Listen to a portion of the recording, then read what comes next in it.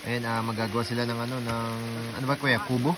Kubo-kubo. Kubo-kubo lang. Kubo-kubo lang gawa ng ano yung nagluluto doon si Tatay Abrin, walang pandong. Walang pandong. Hindi makaluto-luto dahil nababasa yung apoy.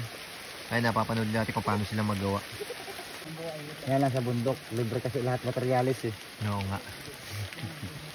Yan Wala ka nang bibili na no? Oo, yan ang pinagkaiba sa bundok. Kukunin mo na lang. Okay.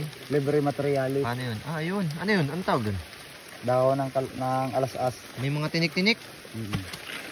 Ayun ang ilalagay nila pala sa taas. Dahon ng Gandang ano naman yan. Ayun o. Tapos ilalagay nila sa taas. Yan ang gagawin bubong. Yan ang gagawin bubong ano. Tatanggalin pa yun? Hindi.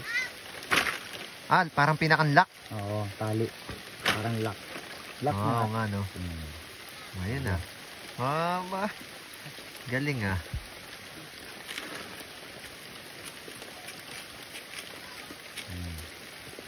Yan ang lock nga eh.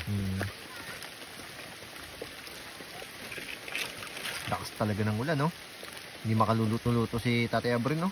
Kanina madali lang sana yun eh. Ay, dali lang sana yan. Kung namamatay apoy eh. yung mga apoy ay para nang lingas ng lighter.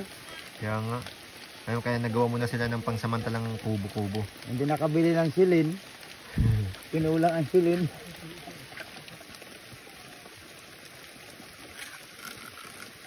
Ayan si Kap Lady. Patapusin. Basang-basahan na din. Ayan lang. Diba? Yung ginawa nilang kubo-kubo. Ayan, maluluto na ang sinaing ni Tatay Abrin. Hindi, daw tiyatabi niyang tinik niyan. Diba? Ayan guys, nagawa sila kuya ng ng pansamantalang kubo. Ito daw ay tumatagal din naman na kahit ilang linggo. Kasi nagluluto si Tatay Abrin dito, hindi maluto-luto. Tay, kamusta po yung sinaing? Gawa ng ulan, ano po? Nagulan ay. May tinik-tinik yung bubong nila. Oh. Kita nyo yan? Ay, ayos oh. Oh, may baso na. Ang kitang baso dito, kawayan din. Tapos,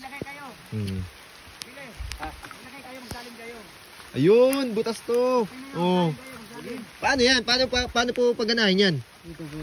Gano'n, tatak-tak. Oh. Oh, di ba? Kahit wala silang gamit, nakakagawa sila ng gamit nila. Oh. Di pwede nang uminom. Maulan nga lang. Oh, di ba?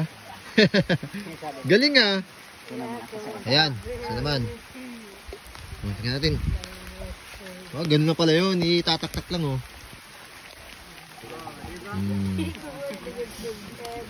Diba? Galing ah.